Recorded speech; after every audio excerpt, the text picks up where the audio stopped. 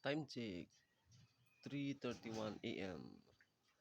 Alas 3:31 sa buntag. Wala pagyapon si Janag.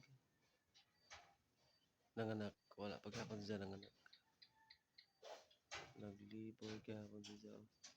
Sakit na siguro kadto ni isang tiyan. So kung ganahan mo sa among video, paki-like, share, o palihog na lang pod og subscribe sa among gamay nga YouTube channel. So di ana ang sumpay sa katong una nga video. Kuan ni siya. Di na siya di na siya mapakali. Oh. Tapos tatayo na naman yan lumaya.